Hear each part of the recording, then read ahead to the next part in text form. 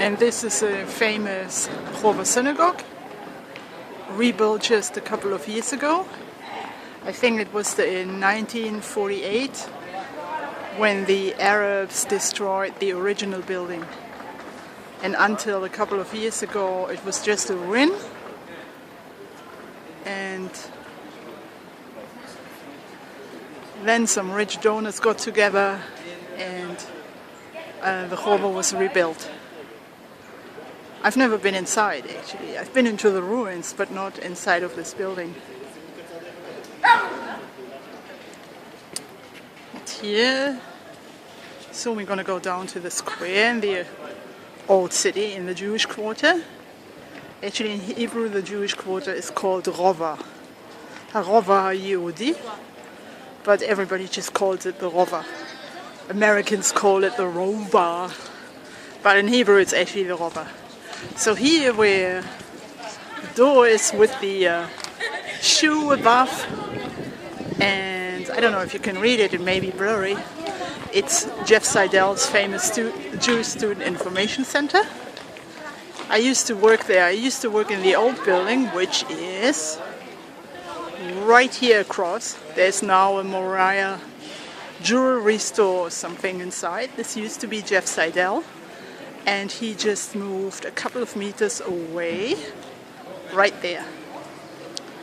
And I'm going to be there on Motzei Yom Kippur for the breakfast, because on Yom Kippur in 2 weeks I will be in the old city, participating in the Esher Torah program. And when we finish, after the shofar blowing, Ne'ilah shofar blowing and Havdalah, so we're going to go to Jeff Seidel's, and here outside, which you just see, he has his breakfast after Yom Kippur.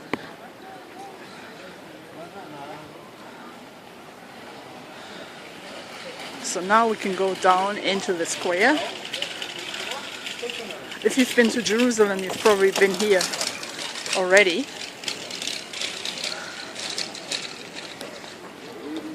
And you probably know this square. It looks very posh.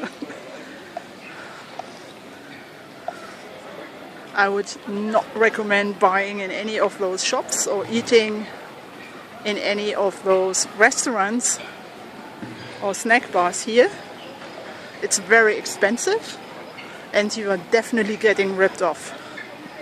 So a few meters further down is the 6 shekel coffee chain coffees, where you can buy everything for 6 shekels or 10 shekels.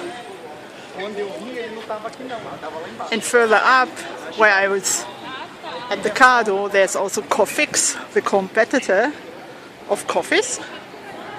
And you should go there instead of, buying here barbecue and all kinds of hamburgers. Here in the square or around the square, it's very, very expensive. And here you are paying far more than anywhere else. It's like a tourist thing. Here you have the menorah that used to stand across the Kotel, but where it used to stand outside Esher Torah across the Kotel, they are doing construction work. I think they are building elevators, also for people sitting in wheelchairs.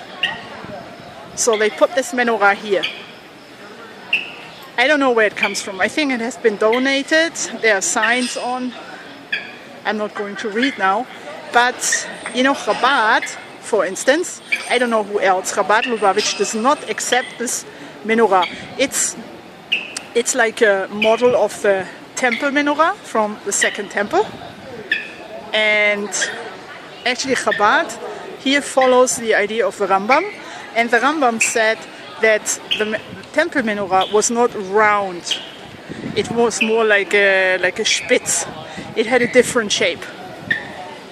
So this would be like a kind of fake or something. This is what Chabad says, and this is what, because they follow the Rambam. And the Rambam, I think in his Mishnah Torah, he has a model of the temple menorah. He thinks it's the right one and it would be the right shape.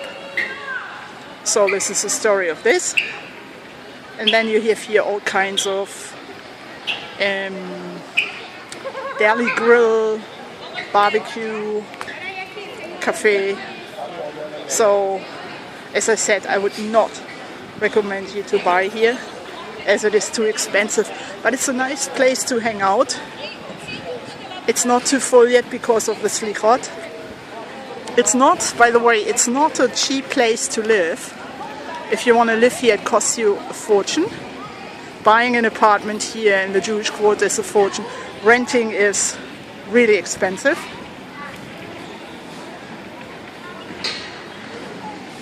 And so that's it for the time being. I'm gonna go further and I will show you around also a little further.